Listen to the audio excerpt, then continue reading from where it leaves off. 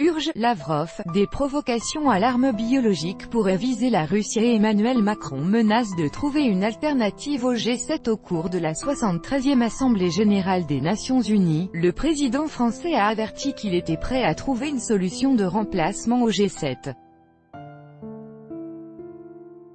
Soulignant que si l'un des membres ne voulait pas avancer, la structure irait chercher de nouvelles coalitions, de nouveaux formats. Le président français a menacé, au cours de la 73e Assemblée générale des Nations Unies, de trouver une solution de remplacement au G7.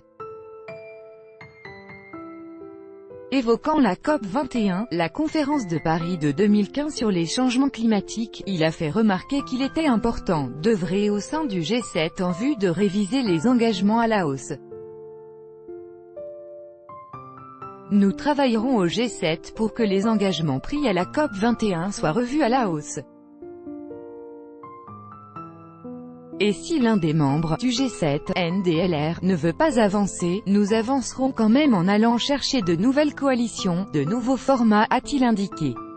Il a également proposé de ne plus signer d'entente commerciale avec les pays qui ne se conforment pas à l'accord de Paris sur le climat.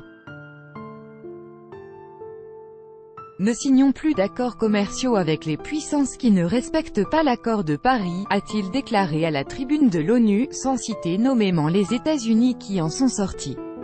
En outre, la France, qui assurera la présidence tournante du G7 à partir du 1er janvier 2019, souhaite faire participer à cette structure internationale de nouveaux pays, a encore souligné Emmanuel Macron.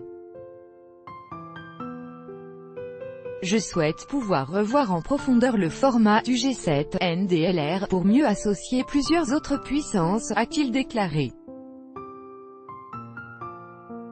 Le président français a parlé également du Conseil de sécurité des Nations Unies qu'il estime nécessaire d'élargir pour mieux refléter le rapport des forces dans le monde moderne. À l'été 2017, Donald Trump a annoncé que son pays se retirait de l'accord de Paris sur le climat, le premier accord universel sur le réchauffement climatique. Emmanuel Macron avait alors déclaré qu'il respectait cette décision souveraine, mais qu'il la regrettait, considérant qu'il, Trump, NDLR, commet là une erreur pour les intérêts de son pays et de son peuple et une faute pour l'avenir de la planète.